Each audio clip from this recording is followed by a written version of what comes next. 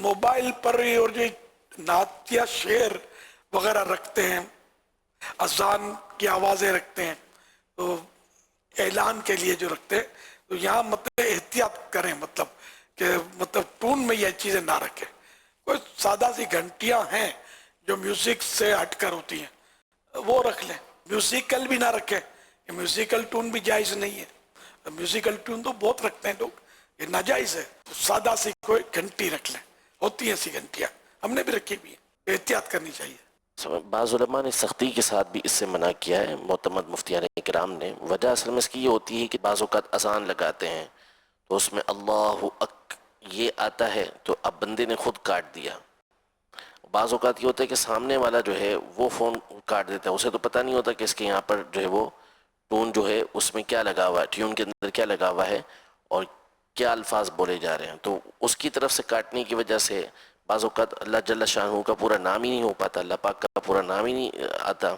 تو اس لیے اس طرح کی ٹیون لگانے سے یہ جو ہے وہ سختی سے بھی منع کیا گیا ہے. صرف مدنی چینل آپ دیکھ رہے ہیں، کوئی شعر پڑھا جا رہا ہے تو وہ شعر یعنی کہ کم از کم بسرا یا مطلب وہ الفاظ ایسے ہوں کہ جس کے معنی پورے بن جاتے ہوں، تب آدمی اس کی آف کرے. لیکن معنی پورے ہونے کا بھی احتیاط نہیں ہوتی. لفظ جیسے کہ محمد کہا جا رہا تو محمد پر پہنچا وہ کاٹ دیا، وہ کاٹ دیتے ہیں. جہاں بھی لفظ پہنچا وہاں کاٹ دیتے ہیں. تو یہ بھی طریقہ ٹھیک نہیں ہے. تھوڑا مطلب سن لیا جائے، وہ پورا ہونے لے، یا کوئی نہیں معنی سمجھا تو شعر ہی پورا ہونے نہیں دیا جائے. پورا شعر ہو جائے تو پھر آپ بھلے آف کریں. اسی طرح گفتگو میں بھی جو بیان ہو رہا ہے، کچھ بات ایسی ہو رہی ہے تو بعض اوقات یہ کہ کاٹ دینے سے ہاں کا نہ، نہ کا ہاں ہو جاتا ہے.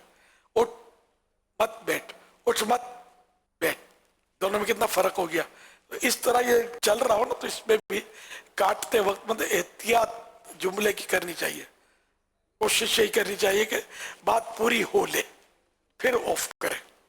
صرف پیغامات آڈیو سنتے ہوئے بھی توجہ رکھے نا تو اچھا ہے، کہ وہ سنتے ہوئے بعض بات الصلاۃ پر پہنچا، الصلاۃ پر پہنچا اور ہم نے کاٹ دیا کہ یار یہ تو سن لیا پیغام، تو پھر پورا سلام ہونے دیا جائے. پوری کوئی ایسے لفظ مطلب نہ کٹیں کہ جو کوئی مذہبی لفظ ہو اور جس سے مطلب یہ کہ اس کی بے ادبی ہو رہی ہے یا معنی الٹ پلٹ ہو رہے ہیں. تو یہ احتیاطیں بس ذہن بنتے بنے گا.